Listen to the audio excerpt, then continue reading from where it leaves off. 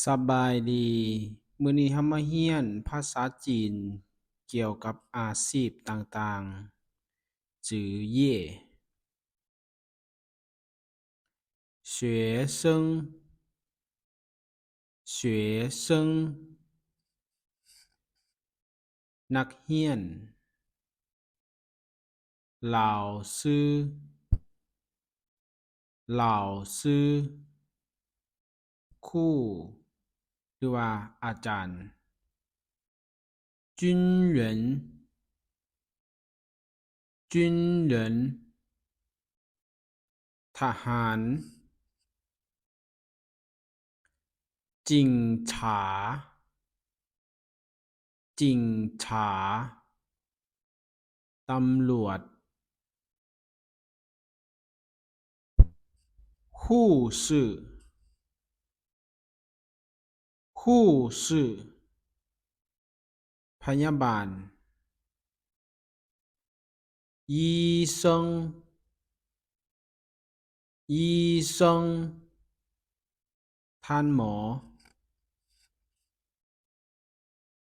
歌手歌手นักร้อง司机司机คนขับรถ商人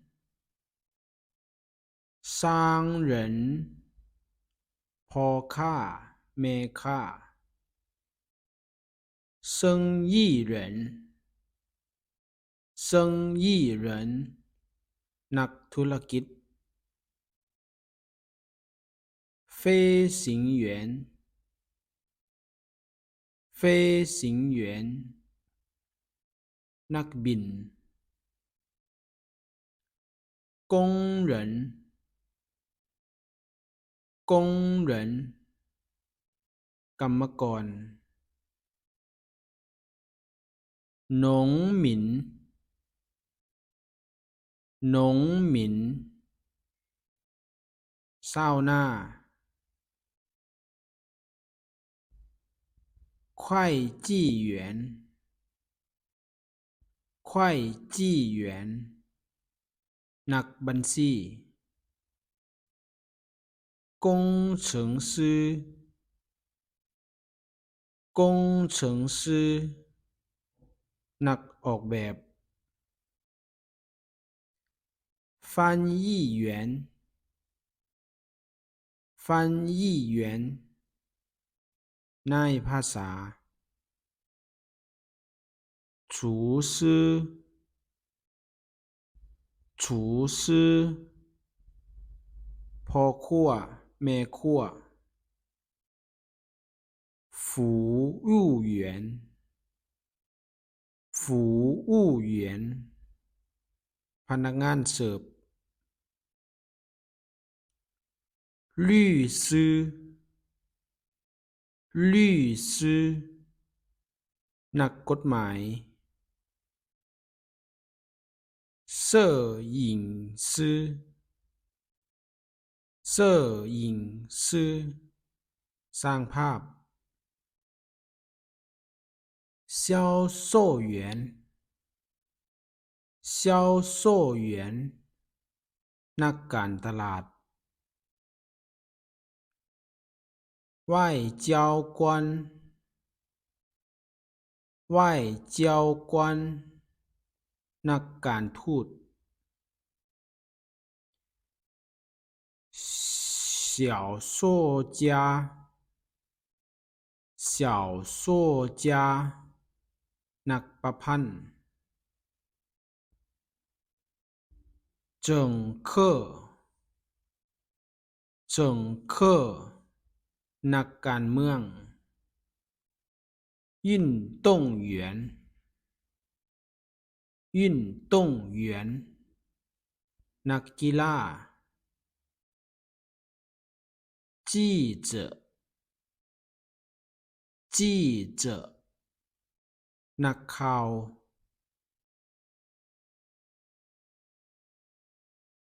研究者研究者นักค้นคว้า思想家思想家นักค้นคิด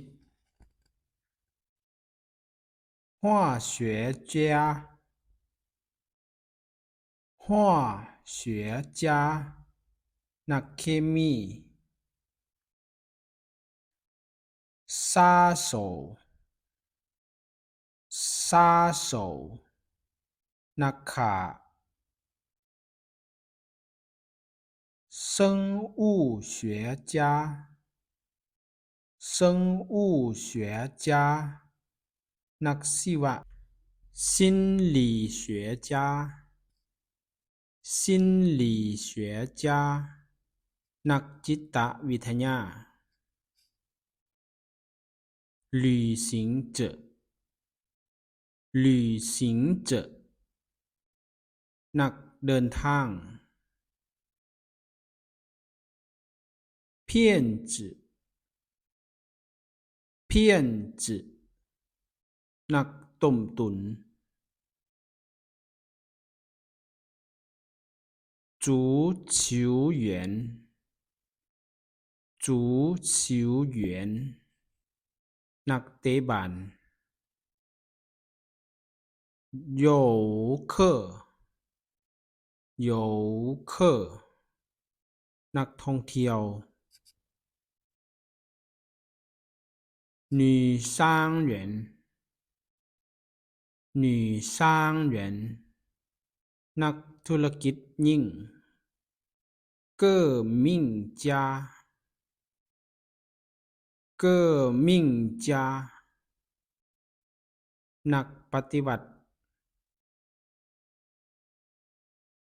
潜水员潜水员นักดำน้ำ邮递员邮递员คนส่งจดหมาย历史家历史家นักประวัติศาสตร์哲学家哲学家นักปรัชญา赌王赌王นักพนัน拳击员拳击员นักมวย投资人投资人นักลงทุน文学文学นักวรรณคดี分析员分析员นักวิเคราะห์研究者研究者นักวิจัย科学家科学家นักวิทยาศาสตร์侦查员侦查员นักสืบ演员演员นักแสดง政府人员政府人员พนักงานรัฐ公司人员公司人员พนักงานบริษัท工厂人员工厂人员พนักงานโรงงาน保安保安ย่าม电工电工สร้างไฟฟ้า水源工水源工สร้างน้ำประปา技术员技术员สร้างทั่วไป服务员服务员เด็กเสิร์ฟ保姆保姆แม่บ้านเอื้อยเลี้ยงเด็กจิ๋วแม่จิ๋วแม่สาว PR